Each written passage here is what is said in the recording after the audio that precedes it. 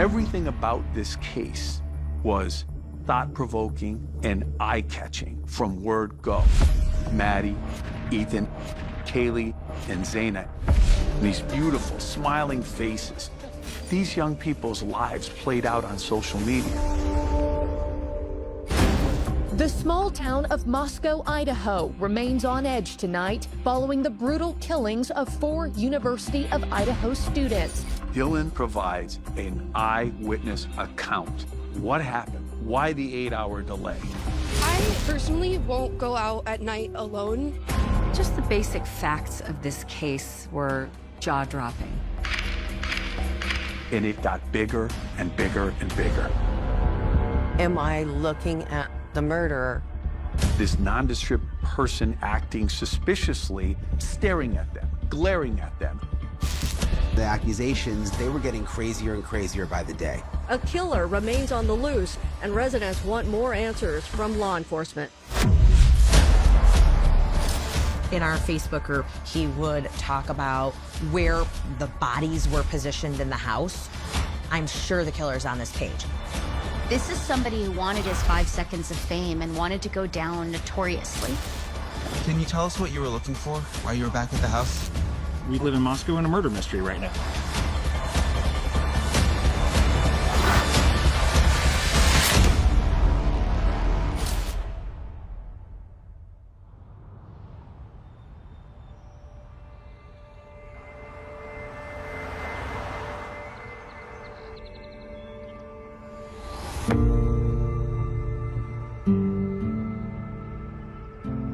There is no such thing as a perfect crime. Events like this don't occur in a vacuum.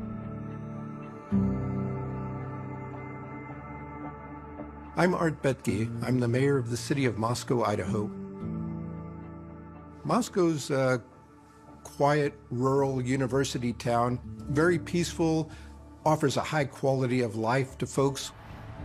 We've got about 27,000 people here. Fully 9,000 of them are students at the University of Idaho.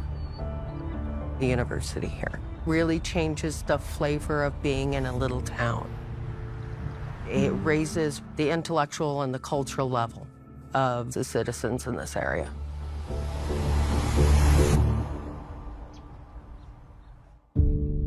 My name's Brian Enton. I covered this story in Moscow, Idaho, pretty much from the very beginning. And it all begins with 4 extraordinary young people who were all students at the University of Idaho: Maddie Mogen, Kaylee Gonzalez, Ethan Chapin, and Xana Kernodle. Their lives were out there for the world to see on Instagram and TikTok. Hi, my name is Xana Kernodle. I'm a marketing major here at the University of Idaho, and I'm involved. Everyone just loved Xana. She was known for being very social, very inviting, very inclusive.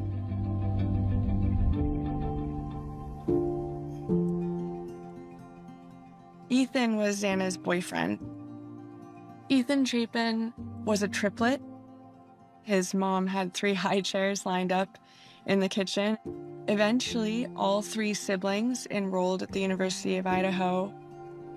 Ethan was a second-year freshman, and I think he enjoyed life a little too much, which is why he was a second-year freshman.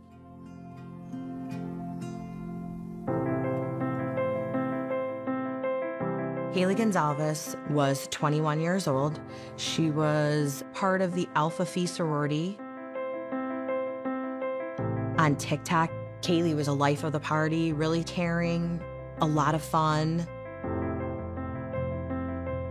Kaylee Gonzalez met Maddie Mogen when they were in 6th grade. So they had been friends for a really, really long time. They were in different sororities, but they shared a house. The people in Maddie's sorority talked about her being like this bright and shining person. She had a great personality. On social media, she was outgoing. She was really sweet and kind.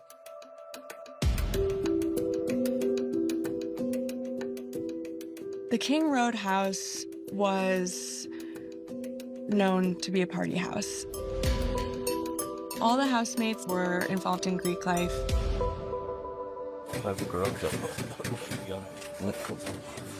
There were many noise complaints and police would show up. What's your last name? The house was kind of oddly built into the side of a hill. You've got a front door that enters onto the basement floor. Then around the back, there's a deck, and then that has a sliding glass door that enters the second floor living area. We're not actually... I don't know who lives here. No, I don't. You're friendly. You guys haven't been drinking or anything, right? No. Okay, drive careful, okay? Will do, thank you. The house has 3 floors, so they're renting the rooms and then have a common living area. They didn't even lock the door. I mean, it's just how it was.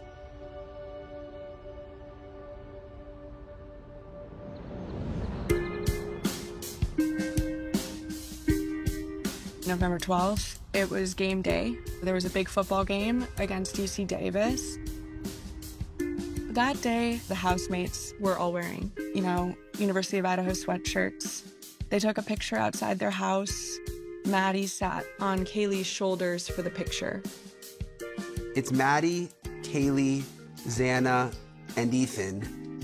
Then on either edge of the photo are the 2 other roommates, Bethany and Dylan. Everyone looked really, really happy. They were clearly expecting to have a great time. As big as the game is, the events that surround the game all through town and all through the university are as big, if not bigger. And it's a major party weekend.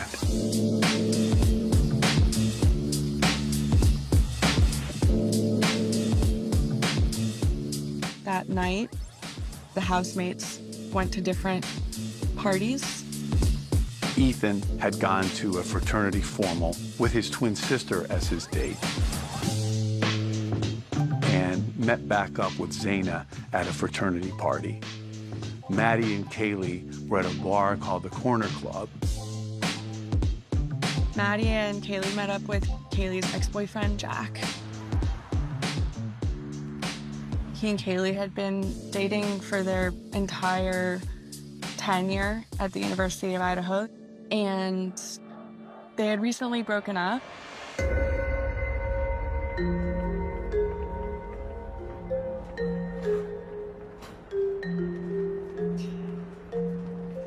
After the girls were at the Corner Club, Kaylee and Maddie went to the grub truck, just like a food truck. Then they got a ride home.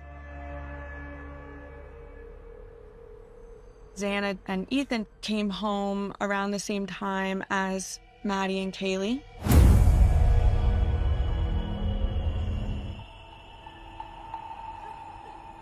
When everyone was back home at the house on King Road, they all chatted for a bit, and then they went to their various bedrooms.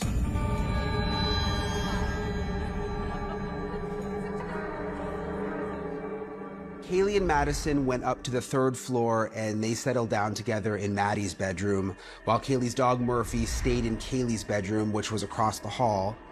Xana and Ethan retired to Xana's room on the 2nd floor, while Dylan went to her room, which was down the hall from that.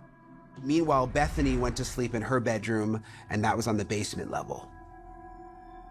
One thing that we know is that Kaylee and Maddie called Kaylee's ex-boyfriend, Jack, several times, but he never picked up. It just went straight to voicemail. The other thing that we do know is that Xana ordered food and it was delivered to the house around 4 a.m. That was the last contact the housemates had with the outside world. And when the news broke the very next day, it shocked everyone who heard it. The small town of Moscow, Idaho remains on edge tonight following the brutal killings of 4 University of Idaho students, Ethan Chapin, Kaylee Gonsalves, Xana Kernodle, and Madison Mogan, violently attacked inside a rental house near campus early Sunday morning. From the moment that this story broke, I knew that this was going to be one of the biggest crime stories that I'd ever covered. Authorities confirm evidence was found on multiple floors. Carnage so severe, photos appear to show blood seeping from the crime scene to the exterior foundation of the home. Just the basic facts of this case were jaw-dropping. The fact that it was so random and so savage. The fact that there were 4 students murdered. The fact that 2 people survived, and yet no one had any idea who could have done this.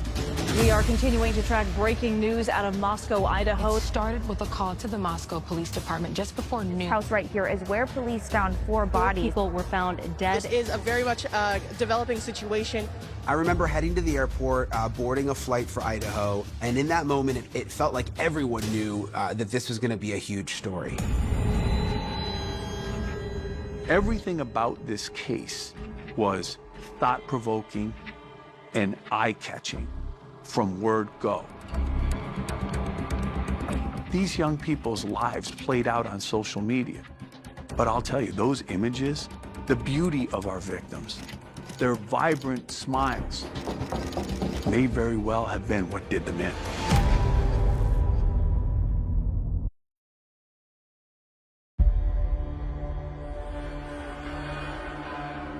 When I arrived on the ground in Moscow, I remember right away there was a lot of confusion. Can you tell us what you were looking for? The cops said the murders at King Road occurred sometime after 4 a.m. on the morning of November 13th, 2022.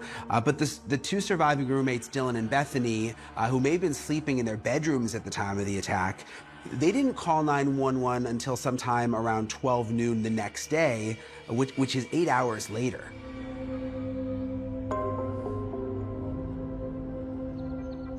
The next morning, Dylan and Bethany find their housemates, and allegedly their first phone call was to their friends. So other students, the victim's peers are coming to the house and seeing what's going on before police even get there. There's been some speculation as to how the call came in, but it's listed as an unresponsive individual in the house. Finally, police arrived to find the most horrifying crime scene they've ever witnessed. The affidavit describes their injuries in great detail. If you've ever seen injuries like that, there's no mistaking them. A knife can do horrific things to a human body.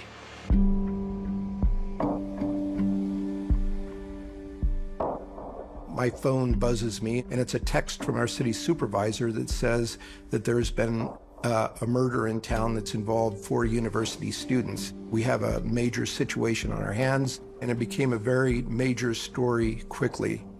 And for a person who'd been hoping that his mayoral tenure would feature 4 years of quietude, that was blown right out of the water on the spot. It's a very tragic and sad situation all around. The 4 were stabbed with a knife, but no weapon has been located at this time. This was the kind of thing that you only really think you're going to hear about in a murder novel. It didn't seem possible. The unthinkable happened in this house behind me. 4 university students brutally murdered here. As soon as I got there, I could see that this was a crime that really, really frightened the students and the residents of the town. The killer was unknown at that point, and he was still on the loose. I personally won't go out at night alone. There's a lot of apartment buildings, houses, a lot of kids going to and from. And then you turn onto this road here, which is King Road. This is actually the road that the house is on. You look to the right here, this is the house where the murders happened.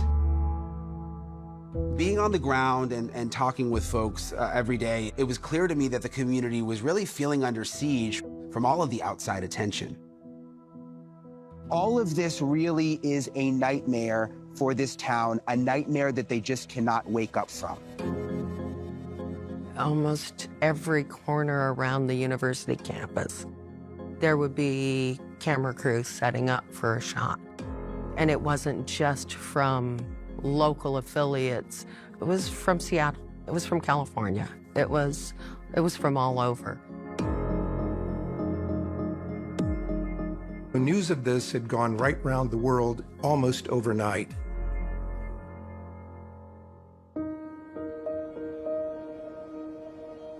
All of this was so overwhelming for the families of the victims, and in the days after the murders, they gradually began to emerge to speak with the media about their lost loved ones. Is there something you can tell us about Xana, the girl you knew? Xana she was tough. She was strong. She was funny. She just couldn't make you smile. I think you can see from her TikToks. If you could describe your daughter in a few words, how would you describe Maddie? Oh, just bright and funny and just fun. She had such a bright future ahead of her.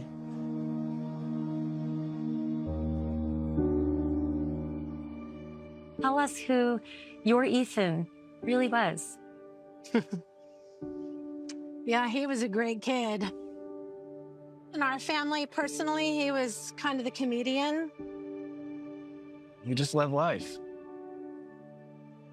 You want everybody to be the beneficiary of Kaylee's life. We try to raise our children not to be self-centered and to like sacrifice their lives and try to like help other people and find value in that. She was a very likable person and she didn't have a mean bone in her body.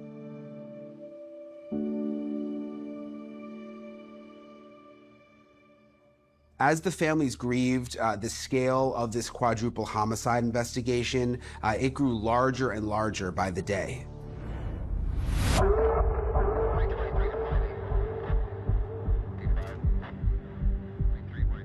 You're looking at a crime scene with multiple victims, multiple autopsies. That scene has to be processed. The neighborhood has to be canvassed for the cameras. Cell towers have to be dumped. And that's just the initial stages of this investigation. And it got bigger and bigger and bigger.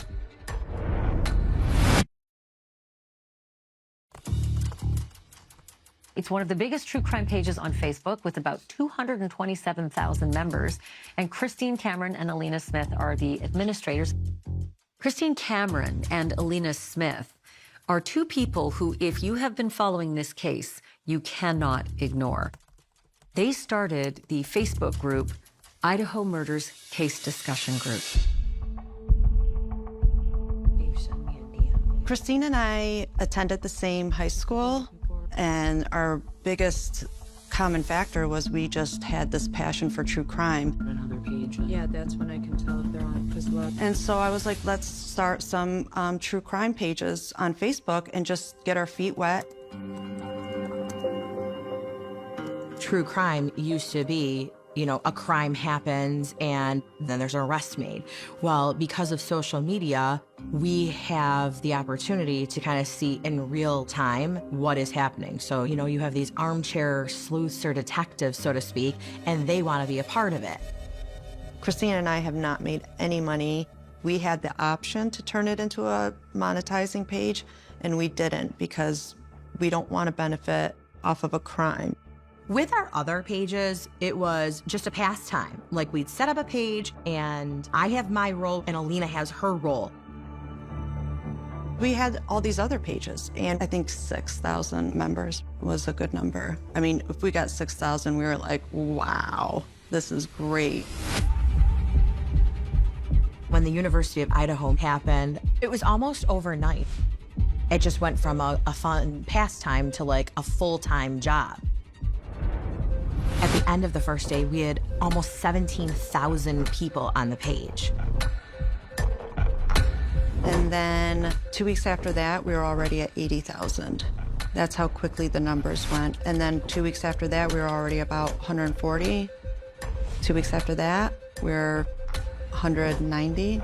It was just wild. Oh my God. When Christine and Alina's Facebook page blew up, they were surprised as anyone. But I think they had absolutely no idea just how deeply involved they themselves would become in the hunt for the killer. Moscow, Idaho, a town of only 26,000 people, is typically quiet, safe. As one business owner I spoke to put it, people don't even lock their car doors at night. This is a small town police force with just a little over 30 people total working for it. And suddenly they're swept up in a quadruple homicide. So they were up against a lot, and immediately the internet went after this police force, saying that they were incompetent, they couldn't handle it on their own. There was a lot of criticism of Moscow police as being something out of Mayberry RFD or something, with Barney Fife fumbling his way around. For a small town like Moscow, they do not have the laboratory techniques. They do not have the forensics to be able to conduct a true crime scene investigation. The Moscow police, they didn't hesitate to bring in outside, state, even federal resources. But one thing that struck me very early on in the case, Chief Fry and his department were also careful to maintain control of the investigation as the lead agency in charge. What I want people to know is this is a Moscow Police Department investigation. We pick the investigators. They need assistance on a number of different levels. This house had a lot of transient visitors. It had a lot of students coming in and out. So if you're looking for someone who may have had some type of association with the victims, you now have opened it up to a wide cadre of people who potentially had contact with them. Come to the door, guys. Send whoever lives here down to the door. We're not leaving. Oh, look at that. When investigators started looking into the history of the King Road house, they found many incidents were reported. Thank you. They would give out the code on the door to their friends, and their friends would have parties. So I just looked for everyone that lives here, and they're not here right now. No one's here that. No one's here that that lives at all. No one's here that lives. So everyone here's trespassing? Well, no one's here that's trespassing, but no one. It was such a party house that parties were going on whether or not the residents were even home. Who does live here? What are their names? I am actually not sure.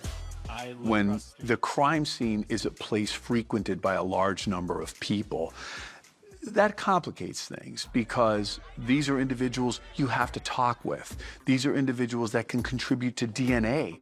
Unfortunately, when there were screams, cries for help, and the barking of a dog and other noises coming from the house on the night of the massacre, a lot of residents likely chalked it up to, well, they're just having another party.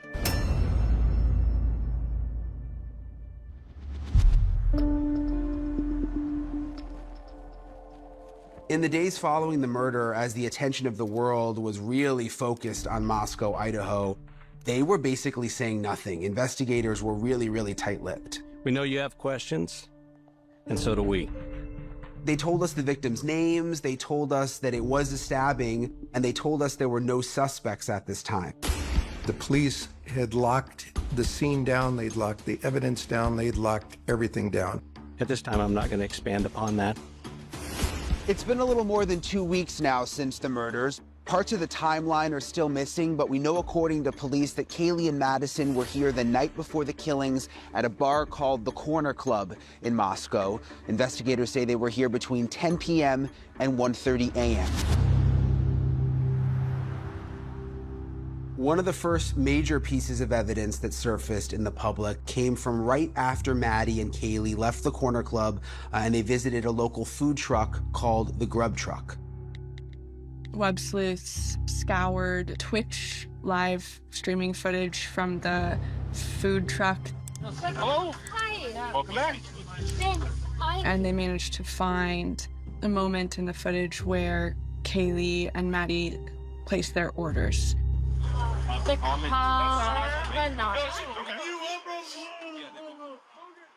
They're waiting around, they run into some people. And behind them, standing maybe like 10 feet away, you can see a young man wearing a gray hoodie. The Grub Truck video cast a lot of suspicion on Hoodie Guy.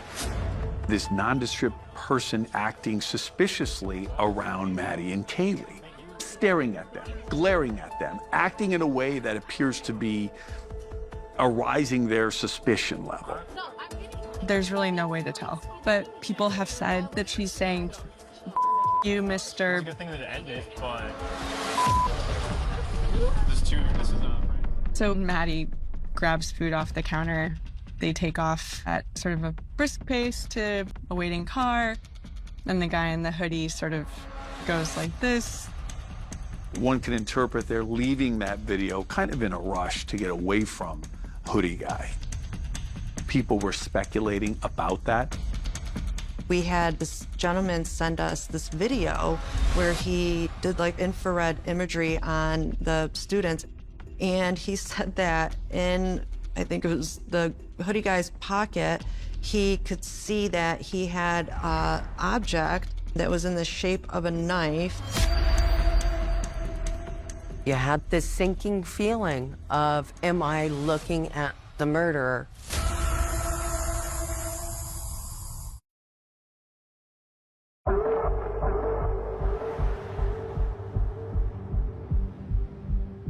The wild speculation about the guy in the food truck video, known as Hoodie Guy, it became even more intense when his name and identity was exposed on the internet. He was an acquaintance of the victims named Jack Showalter.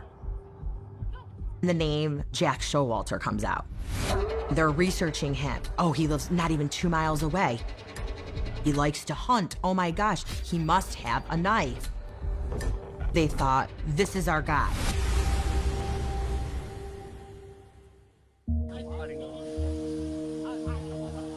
This is having like a real impact on Jack Showalter. People are literally showing up on his doorstep.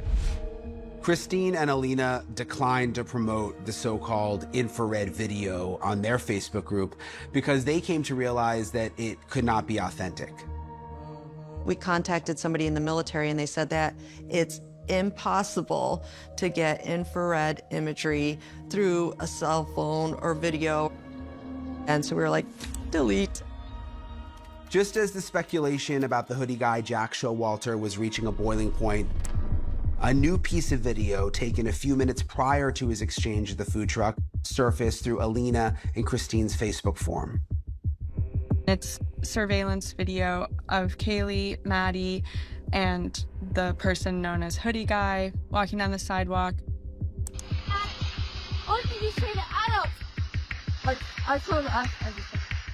Jack Showalter was being a gentleman, walking the girls to the food truck so they weren't alone.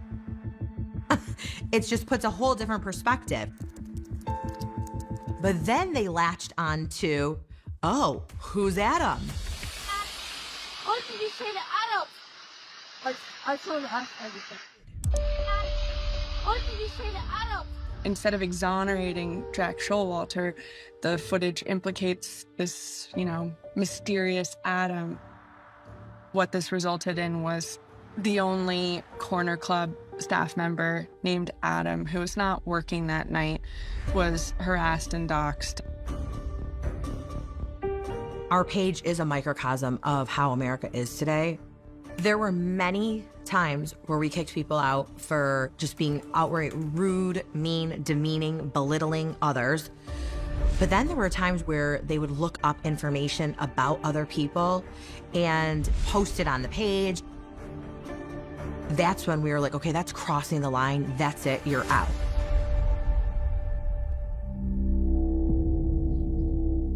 Police had one message from the start. There's no imminent threat to the community. We still believe it's a targeted attack. But the question was always who and why. When I had a chance to sit down with Kaylee's family 3 weeks after the attack, they were really pushing back on that notion of a targeted attack. People said, I'd be a lot more scared if it wasn't targeted. Yeah. Because I'm not doing anything to target me. So maybe that was just a way to calm people down? I feel like it was strategic. Yeah. It was a strategic way to keep people from hitting the door, transferring out, and turning that place into a ghost town. Classes are back in session at the University of Idaho, but it is noticeably quieter. Many students opting not to return to campus since the killer is still on the run. I feel like a lot of people are pretty apprehensive and everybody's being very vigilant. Just kind of like avoiding bars in like downtown areas. The university was looking at a major decrease in student population for the spring semester, about 30%. No amount of assuring the public the fear is misplaced. It doesn't make a dent in the way people feel and react emotionally. The town's frightened and a ghost town. It accentuated that creepiness, that feeling of terror. You could see it in people's behavior. You got home and you locked yourself in. We're afraid to walk anywhere alone. We're afraid to sleep in our own homes. The overriding sentiment everywhere here, a killer remains on the loose, and residents want more answers from law enforcement. That continual lack of transparency has, we live in Moscow in a murder mystery right now. The lack of communication and talking about like where they were going and what their leads were, and I completely understand that. But that just opened the floodgates of people accusing so many different people. So as it turns out, Hoodie Guy from the food truck was just the tip of the iceberg in terms of the number of people who were going to be accused with limited information. In fact, I don't think I've ever worked on a story where so many people were thrown into the mix as potential suspects. Ex-boyfriends, boyfriends, people standing at the food truck, professors, neighbors, anybody that was in their, realm of existence was fair game. And while the mainstream media was not immune from this rampant speculation, it really took hold in the online true crime forums. People became suspicious of Kaylee's ex-boyfriend, Jack Decor, because she and Maddie called him multiple times in a row, very, very shortly before the murders. Just the mere fact that he was her ex automatically had people up in arms. And then there was Jeremy Reagan. There were parties that were kind of loud. Most of the time it was pretty self-contained. He lived next door, and he one day decided to take his garbage out at the worst possible time when all the reporters just came running after him, and he was just walking to the dumpster. I would just be walking by, I would look up, and I would see people in the windows almost every night. He's wearing a sweatshirt that kind of like covers up his hands. They thought he must have cuts where his hands are covered up. He must be hiding something. And all of a sudden, he's the talk of the town. What happens is once you're on camera, the web sleuths come after you and they say, why would you want to be on camera unless you're, the killer returning narcissistically to the scene of the crime? Law enforcement did their best to debunk the conspiracy theories and all the rumors, but with the two survivors not talking publicly at all, police really had an impossible task. We find ourselves not only tracking those rumors down and trying to quell them, but the really unfortunate part of it is the effect that it's had on the victims' families, on the college students and friends of the victims, some of whom have had death threats. Ultimately, it was no use. The accusations, they were getting crazier and crazier by the day. I have a gift. I have the ability to read into minds, read into past events, and into the future. So there's this TikTok tarot card reading true crime personality named Ashley Gouillard, who killed the University of Idaho college students and why. Their murder was ordered by Rebecca Schofield. Rebecca Schofield is a professor at the University of Idaho. Ashley Gouillard proceeded to post dozens of videos that included Schofield's picture, email address, phone number, address. So there's really intense, horrifying real-world consequences for the discussions that are evolving in true crime forums.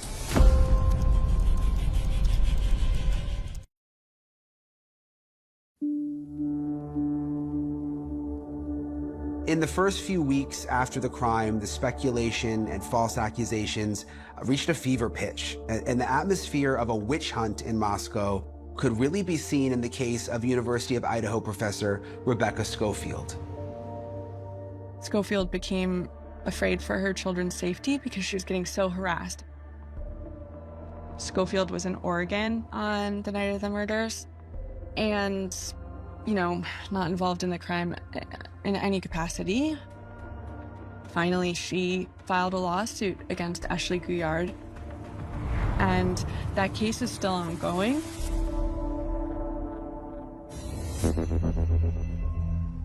Eventually, authorities had no choice but to take more aggressive measures to tamp down the rumors because they really feared that somebody was going to end up getting hurt. So on December 2nd, they took the extraordinary step of putting out a press release which effectively cleared many of the individuals who had been attracting attention. We do not believe the following individuals were involved: the 2 surviving roommates, the male seen in a grub truck video circulating on the internet, any of the individuals who spoke to the dispatcher on the 911 call. The police publicly cleared Jack DeCour, Jack Showalter, Jeremy Reagan, and of course, Rebecca Schofield. While investigators struggled to rein in false allegations, they were actually keeping concealed from the public some really crucial information about the night of the attack. There was an eyewitness account from one of the surviving roommates, and they were able to use that to reconstruct the movements of the killer that night. The middle of the night, the suspect entered through the sliding glass doors on the main floor. And then there's a set of stairs which takes you up to the 3rd floor. I believe his intended target was one of the girls upstairs.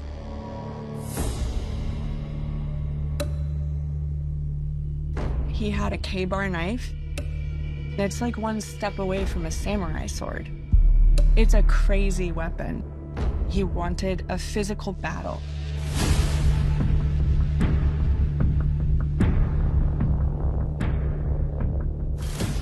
He entered the bedroom where Kaylee and Maddie were sleeping and attacked them with the knife.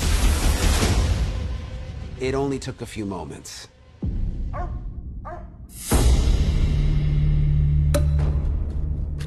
Dylan, one of the roommates in the house, heard noises above her. Her information is vital. She provides an eyewitness account. She puts the killer in the home at the time of the killings. Dylan opens her door once, sees nothing, texts her housemates to be quiet. She's trying to go to sleep. Meanwhile, the 5th roommate, Bethany, was believed to be asleep in her bedroom down on the basement level. At the same time, Zana and Ethan had just gotten the DoorDash, and I think as the killer was coming down, maybe like one of them like peeked out and saw him. There was a struggle outside Zana's room. Ethan was mortally wounded. Zana fought for her life, but they couldn't save each other. The dog's barking. Dylan hears some yelling and some commotion. You know, she's yelling upstairs for the dog to stop barking. Dylan got up and went to her door again. This time, when she looked out, she saw the dark figure of a man dressed all in black. He's wearing a mask. All she can see are his eyes and his bushy eyebrows, which really stand out to her. And he just walks right past her without saying anything and walks out the back of the house. All of this takes place within about 15 minutes. This is still about 4:15 a.m. and she stays in her room and she doesn't call police for another 8 hours.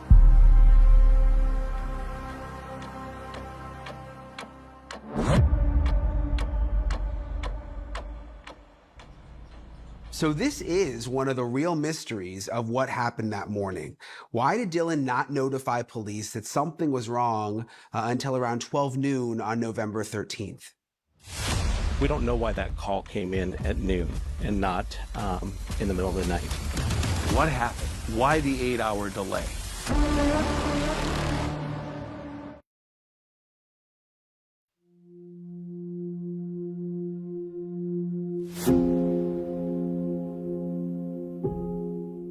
One of the biggest unanswered questions about these murders was why did surviving roommate Dylan not call police for 8 hours after seeing the suspect in the house in the middle of the night?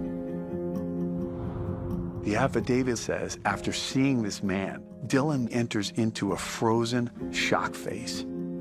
She said, quote, that she was in a frozen shock phase. A frozen shock phase. Why not call police? Could she have been in shock for that long?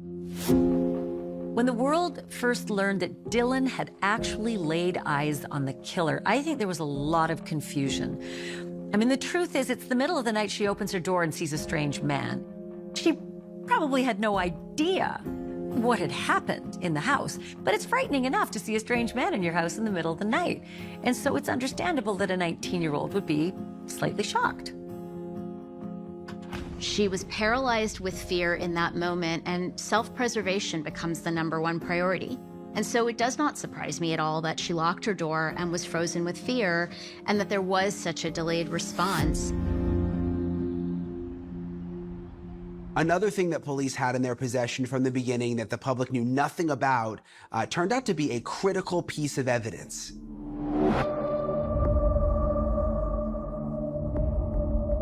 The arriving first police officer on scene did see a knife sheath.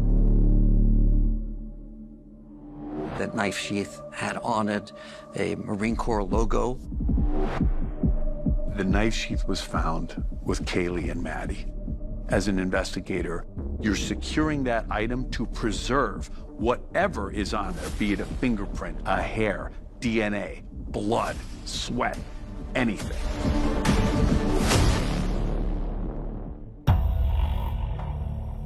The crime lab then would have worked to try to extract DNA from that item. Now, assuming that this was just touch DNA and perhaps skin cells or maybe a little bit of sweat, this would have been a very small amount of DNA. But if they're successful at that extraction, then they will create what's called an STR profile. A DNA profile was obtained from the sheath. Significant development in the case. Huge nuclear bomb in this investigation.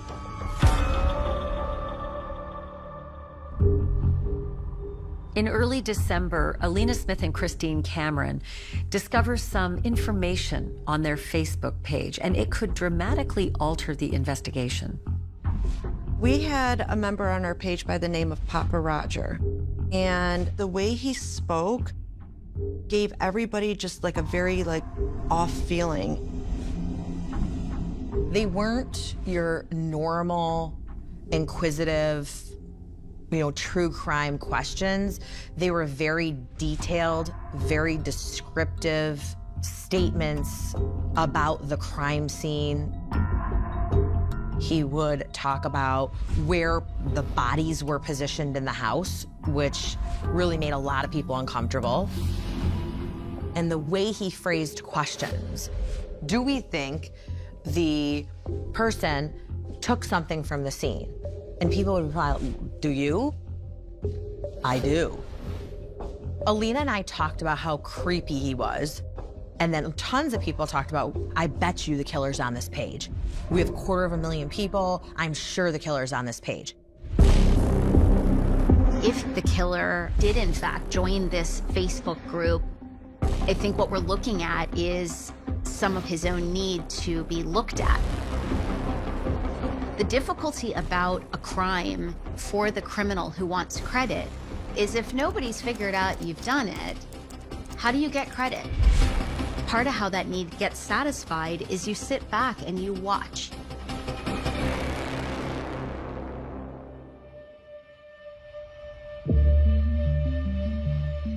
Moscow police and the FBI were quietly investigating the DNA that was left behind on the knife sheath, and the public knew nothing about this. But there was a parallel investigation going on as well, based on something entirely different, and they definitely needed the public for that.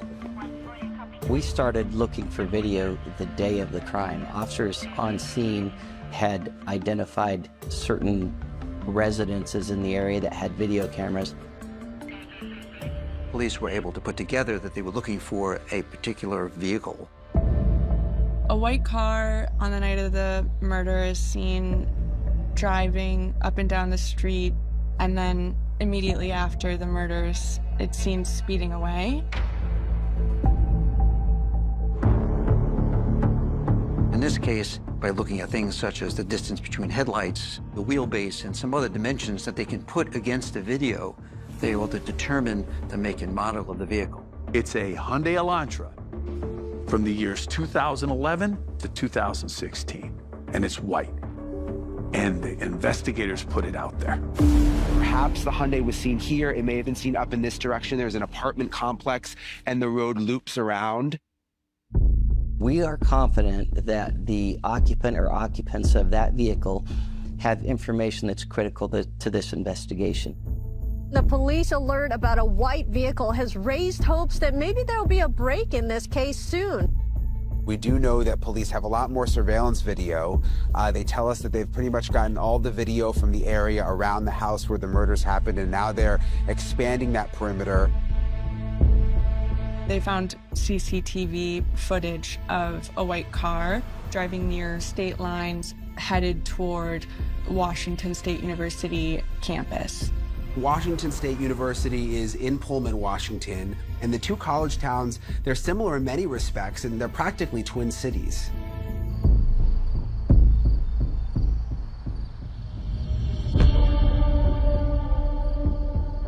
A Washington State University campus officer checked for white Elantras on campus and identified a white Hyundai Elantra at a certain apartment. The car was investigated and determined to belong to a graduate student there named Brian Koberger. Brian Koberger was a PhD student in criminology at Washington State University.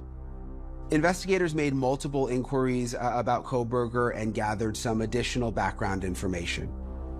He was also a TA known for being an incredibly punitive grader. Everyone kind of hated him, especially the women in his classes. He had a tendency to, I think someone described it as like mansplaining. Police also learned that he'd been involved in a traffic stop. It was a month earlier, and it was captured on the body camera of a WSU campus police officer. Hello, sir. I am Officer Loangus. Stops being audio and video recorded. Koberger is pulled over by a female police officer in Pullman, Washington for essentially running a red light. And what you see is somebody who's not intimidated to interact with a police officer in a somewhat exhaustive way. You ran the red light. What actually happened was I was stuck in the middle of the intersection. Yeah, so I was behind you the whole time. Yeah. Yeah. He keeps repeating his position, which is that in the state he grew up in Pennsylvania, that's not a law. In Pennsylvania, when you're stuck in the intersection, you have to make the left. So what would the appropriate thing for me to have done? Just You're not supposed to block an intersection like that in Washington, so just by you blocking the intersection, that's technically a ticketable violation. He's not argumentative with her, but he maintains his position without ever coming around and saying, I shouldn't be getting this ticket. But in that situation, the best thing to do then would be back up. Not. I don't know if there's a best thing to do in that situation. He has a level of cognitive rigidity. He's got a fixed idea about the situation, about what he didn't do wrong, and he's never able to really pivot from that. Yeah, where I'm from Pennsylvania, we actually don't have like crosswalks. Oh. And even when she says she's gonna let him go with a warning, he continues again to try and understand the situation, and what we see is somebody who's having a hard time disengaging. Never even occurred to me that that was actually something wrong, but well, except for the fact He didn't know how to be socially appropriate. So with Kohberger, what we know is that he probably had a hard time fitting in. Because of that traffic stop in October, police in Pullman actually had Brian Kohberger's cell phone number. They'd already pulled the cell phone tower data from the King Road area in Moscow from the night of the crime. And so even without getting a warrant, they were able to compare the last 4 digits of Kohberger's number with all of the cell phone numbers that pinged on that tower from the time frame of the murder. But they came up empty. And this was really a major setback. And the investigators found themselves all the way back at square one.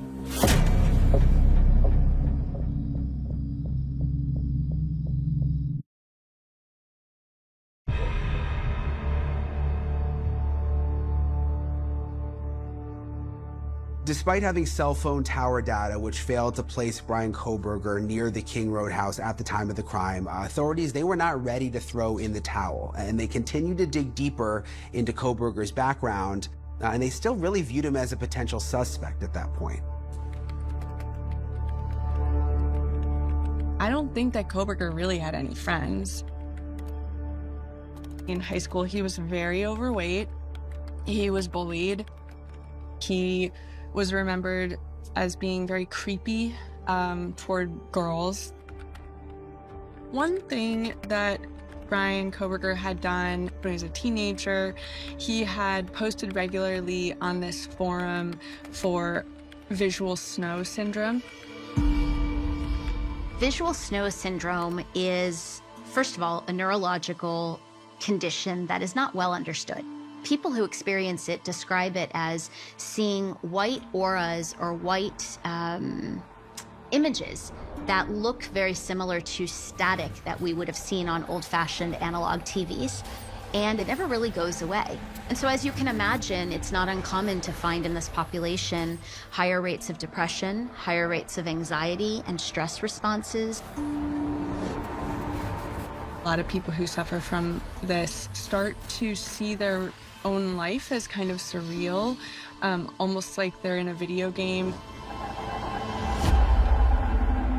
This posting I'm looking at is from Kohberger as a teenager on a forum for visual snow syndrome. And this is July 5th of 2011. He writes, "It is as if I am playing a role. I feel like an organic sack of meat with no self-worth as I am starting to view everyone as this. I searched for someone to relate to me, and everyone looks down upon me. No one can relate. When I feel slightly calm, it gets hard to breathe, and I see bright dots in my vision. Nothing I do is enjoyable. I am blank. I have no opinion. I have no emotion. I have nothing." There is a deep sort of self-loathing in Brian that he sort of starts at this point in time to direct into the world around him. This is somebody who is in a level of psychological crisis, but also there's a malaise about it. Digging into his past, we find no evidence of Kohberger having relationships, and there were really only a few awkward encounters that he had with women.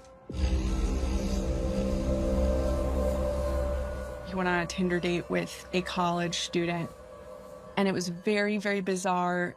A woman came forward saying that they were watching a Netflix movie in her room, and then she was uncomfortable. She got up to go to the bathroom. He followed her to the bathroom, and she didn't know what else to do, so she pretended to throw up and made like throwing up noises until finally he left. And he texted her later telling her that she had like really nice birthing hips. He has a history of sort of misogynistic behavior. At best, we can say he was socially awkward. He didn't read a room. He didn't understand how to navigate people.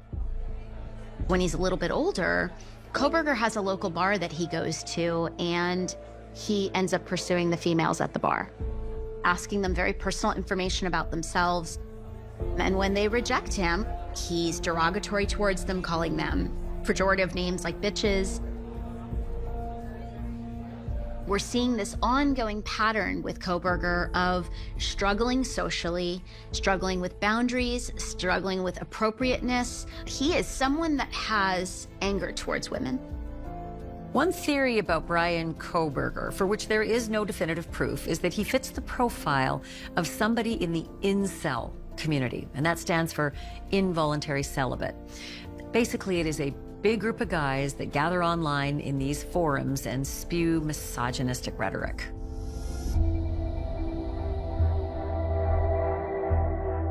It's most often a 20 and 30-something-year-old white, heterosexual, male community. So these are individuals that have struggled socially, and their target of hate becomes conventionally attractive thinking or presenting females that they refer to as Stacies, and the male, athletic, all-around American kid that's muscular, that's attractive, that gets to Stacies, and they refer to those guys as Chads. And to some degree, there's a glorification of violence toward Stacies and Chads. One particular martyr in the incel community is a man in California whose vitriol and anger and hatred towards women actually resulted in extreme violence. His name was Elliot Rodger. Hi, Elliot Rodger here. Elliot Rodger wanted to be popular among the ladies, and like he felt that there was no reason that they shouldn't like him because he was rich and had nice cars, but nobody would look at him or anything. And he just had a lot of anger in general. Well, this is my last video. He posted sort of a revenge video explaining his sort of ideology, and also wrote a manifesto, as mass killers sometimes do. Tomorrow is the day of retribution. The day in which I will have my revenge against humanity, against all of you. Our top story tonight, a 22-year-old taking the lives of 6 others in a shooting rampage near UC Santa Barbara. 2 women standing outside a sorority and 1 man outside a deli were gunned down last night. 13 others injured, and 3 others were stabbed to death at his apartment. Elliot Rodger killed 6 people in a stabbing and shooting spree in 2014, and he's become a hero of the incel movement. So I thought that there is a connection with Papa Rodger and Elliot Rodger. He picked that name for a specific reason, and it was because I believed what Elliot Rodger was saying resonated with him. Papa Rodger, he wanted to be like the daddy of Elliot Rodger, or like, you know, bigger than what Elliot Rodger had done.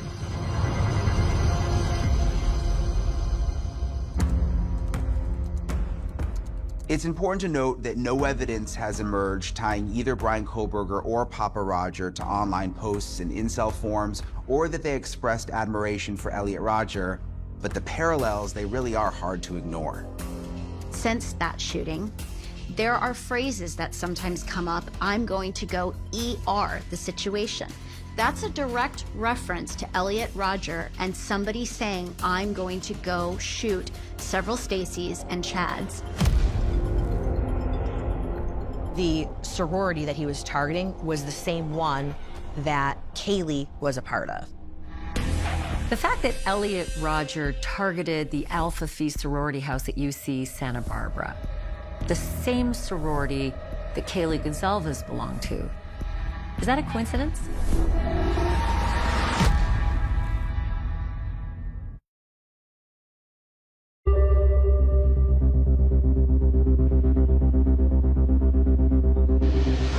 weeks after the murders, the Facebook group stayed very active, but one particular contributor really stood out. When the police said that they were looking for a white Elantra, that just set off pandemonium on the page. Papa Roger was insistent this white Elantra was a red herring, that it had nothing to do with the crime, was bogus, that we should be focusing on other things. In the first weeks of December, despite having no proof at all, the members of the forum began to speculate that Papa Roger was actually the killer. People would ask for his removal. Like, you're gonna get rid of this guy or what? Because he's kind of scaring me, he's freaking me out. But I saw no reason to remove him.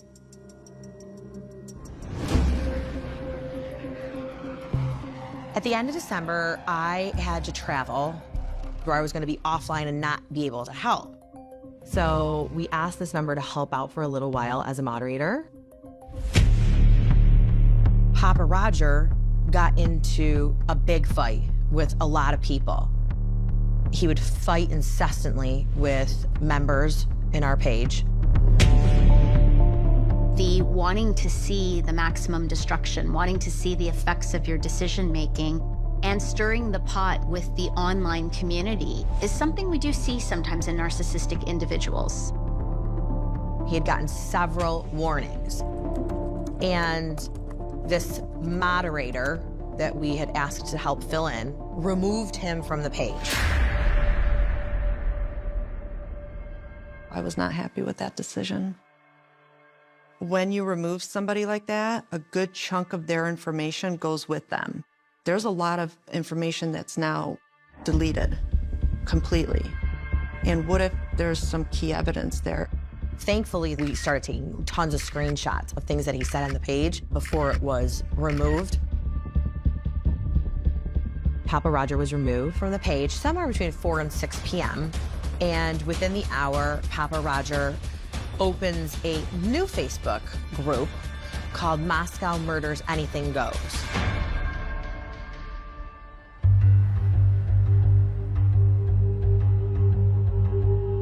Once police started looking into Brian Kohberger, the more they learned about him, the more intriguing he became as a potential suspect.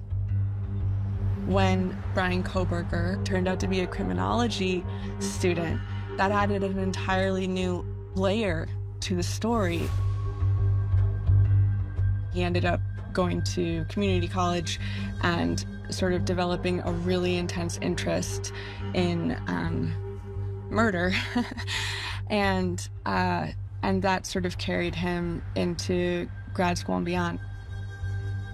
He studied under a very, very prominent professor who's a serial killer expert, and I think that might have fascinated him. But he was known academically for having an interest specifically in crime scenes and DNA.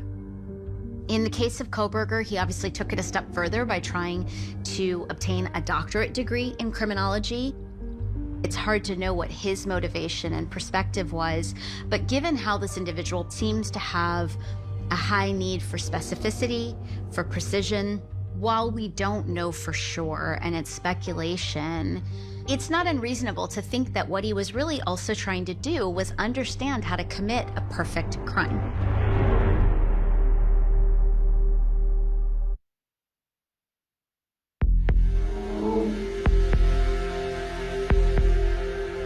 By the second week in December, even though they had cell phone tower data which failed to place him at the scene of the crime, authorities, they were still keeping close tabs on potential suspect Brian Kohberger.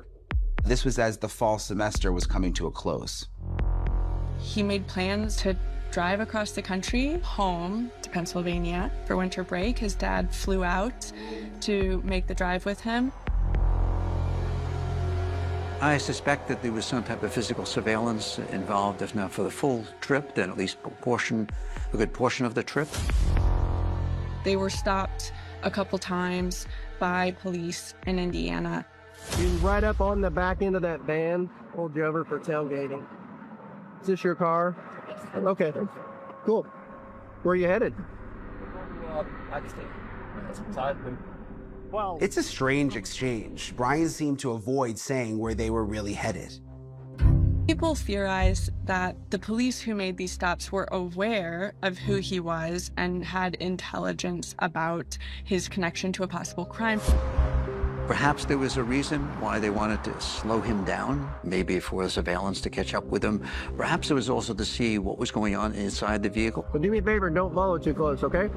Officers never ticketed Kohberger for any traffic violations, and they let him go.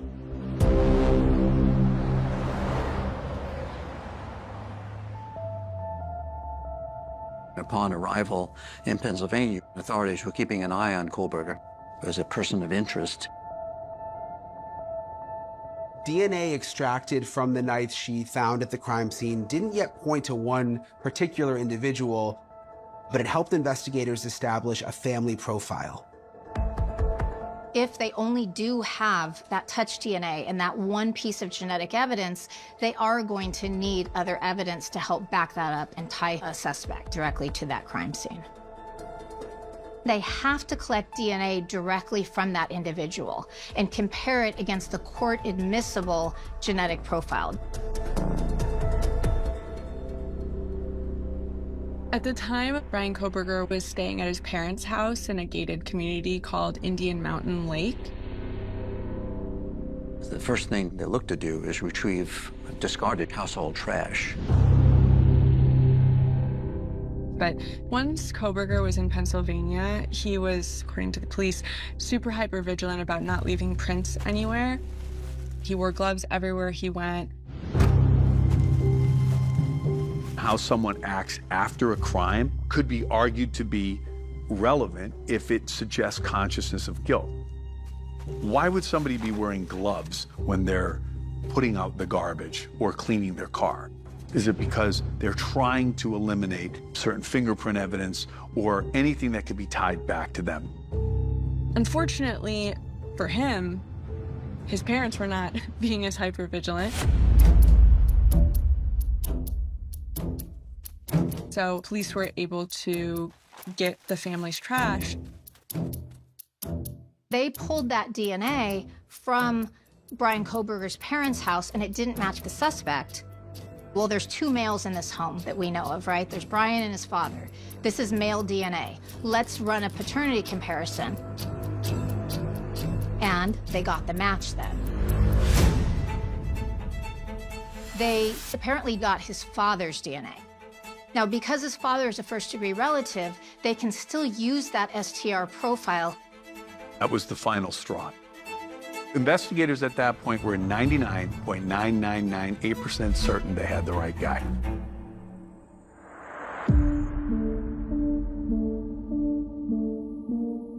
While investigators were following the DNA trail in Pennsylvania, police in Idaho were still troubled by that cell phone tower data from the night of the attack.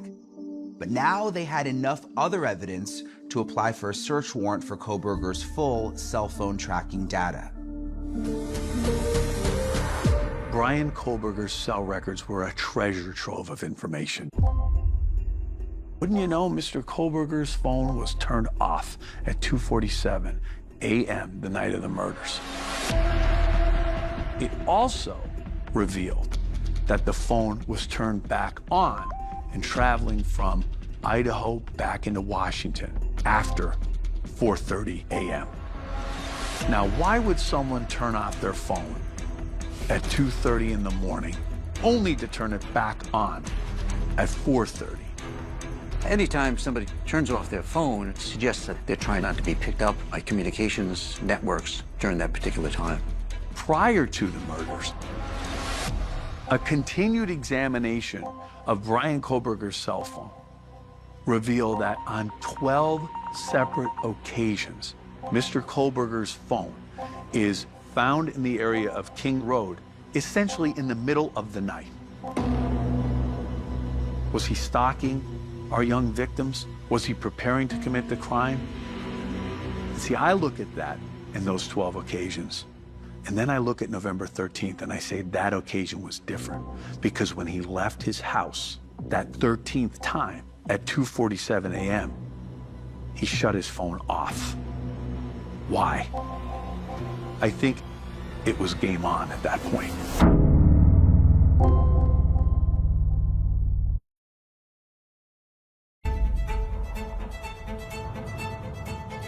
For the sprawling network of federal, state, and local authorities investigating these murders, all the pieces of the puzzle were finally starting to come together. This isn't just DNA. It's the DNA of the guy who happens to own a Hyundai 2015 white, who lives in the area, whose phone number happened to ping off the tower 13 times total, happened to be shut off that night, who's approximately 5'10" with bushy eyebrows. Brian Kohlberger is either the killer or the unluckiest person in America. The FBI assembled a team on the ground in Pennsylvania. All the parties agreed it was time to act. A SWAT team rushed from the forested area around the house and surrounded it, broke the front window. The sounds of shattering glass and breaking wood. He was found to be awake in the residence. A SWAT team from the Pennsylvania State Police, in coordination with federal authorities, served that arrest warrant. For a lot of people, there was sort of a sweet sense of justice.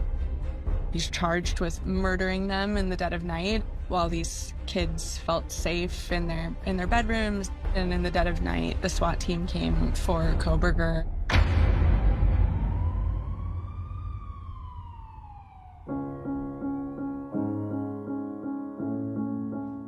Major breaking news Friday. An arrest in the case 47 days later. Brian Kohlberger, a graduate student studying criminology at Washington State University, was taken into custody in Pennsylvania.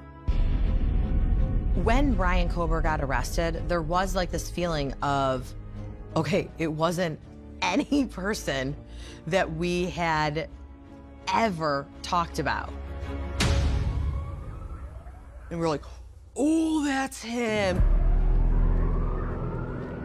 He's tall, he's got the bushy eyebrows. You get like this kind of sick feeling in the pit of your stomach, like this is the guy. Everybody did their job and they did it well. I think there was a collective exhale among all of the citizens here in town and probably further afield than that.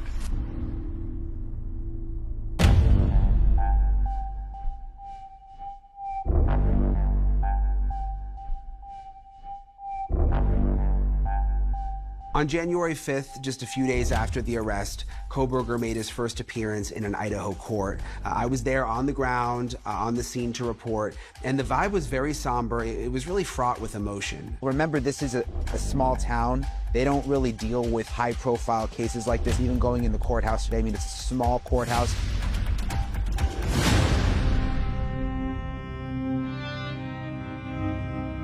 You could only imagine the tension in that courtroom as Brian Kohlberger makes his very first appearance to the world.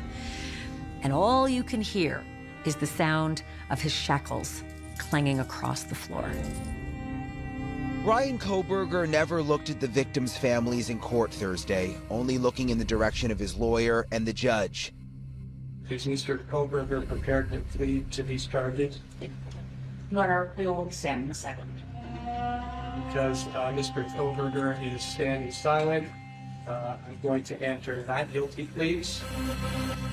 When it came time for Brian Kohlberger to actually stand up and enter a plea, he wouldn't do it. He stood silent. So that forces the judge to just enter a not guilty plea for him. And there are a couple of reasons why a lawyer and a client might decide to do that.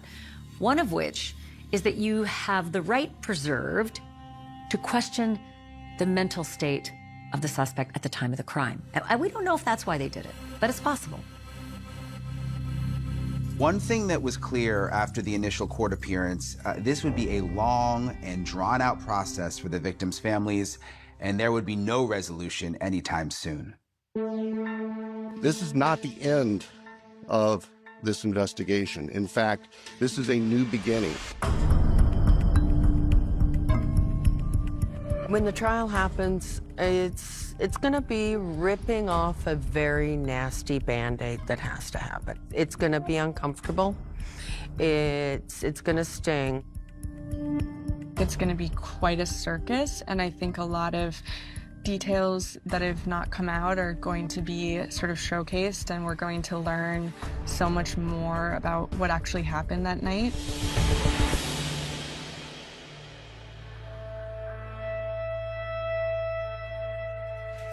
Some of the things that will perhaps come out will be the efforts they took to find the knife, if the knife was purchased by Kohlberger. The Hyundai Elantra was taken into custody. His laptop, his cell phone.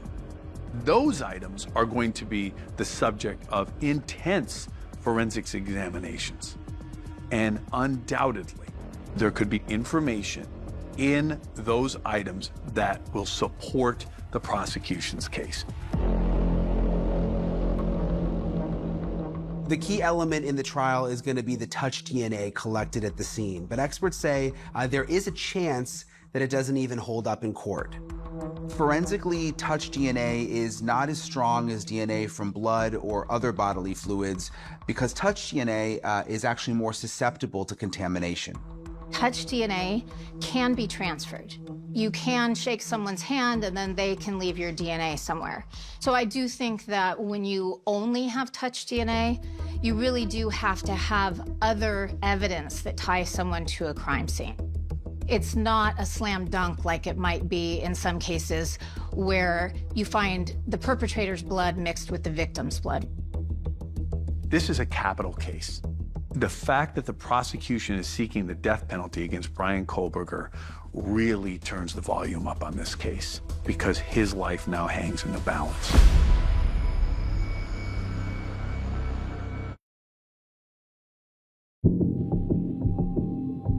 In the wake of the arrest and with a trial looming at some point, the Facebook sleuths, Alina and Christine, decide to go back over all of their discussions. And they go back over the probable cause affidavit too, the PCA. And that's when they discovered something kind of alarming. There was a statement by Papa Roger on November 30th where he says, of the evidence released, the murder weapon has been consistent as a large fixed blade knife. This leads me to believe they found the sheath. People were like, where are you getting this from? And then in January, the PCA comes out and we see that the sheath, in fact, was left behind, which again makes us all think that this very well could have been the suspect.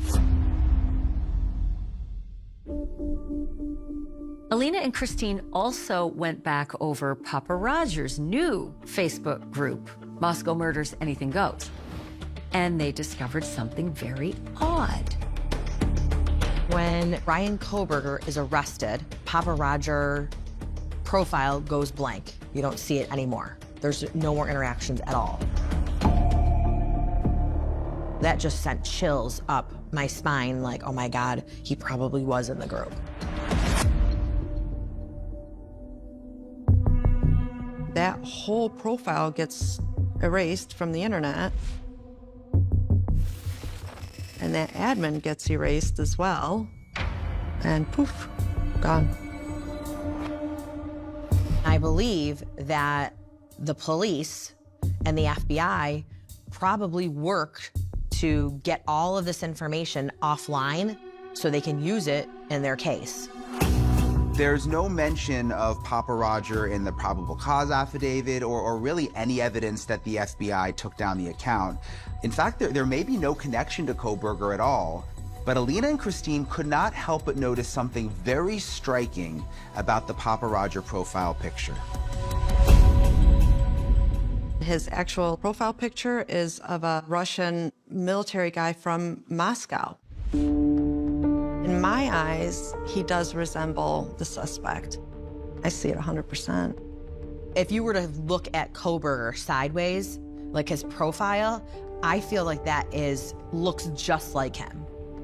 I think for Kohlberger, if in fact he was that profile Papa Roger, if this was a thrill-seeking situation for him, a thrill-seeking event, you know, dropping these little clues, dropping these hints, helps him not only relive the high, but it helps him stay in control and create sort of a secondary high for himself, which is the hunt for him.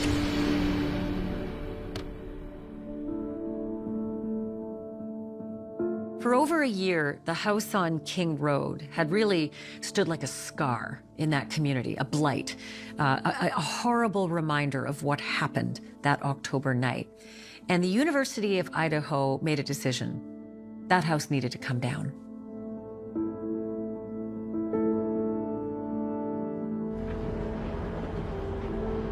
You can see that excavator at work, making quick work of the front side of the house, which is essentially gone now. All the evidence that could possibly be garnered from the site has been garnered. All the belongings have been moved out. Do you think it's at all possible that the prosecution is so confident about their case, they're not worried at all about the house standing? I've been told that exact thing. I've been told 100%.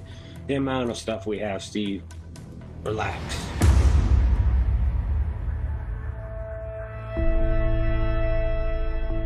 After assessing everything and the weight of the evidence against Mr. Koberger, it certainly doesn't look great for him. But he has that right to a fair trial, and he's assumed innocent until he is proven guilty in that Idaho court of law. The two surviving roommates, they've never spoken publicly, and by all accounts, they were really severely traumatized by the events of that night, but they're trying to move forward with their lives. And for the families of the four victims, their wounds are deep and raw, and not even a guilty conviction or a sentence of death will fill the void left by the loss of their loved ones.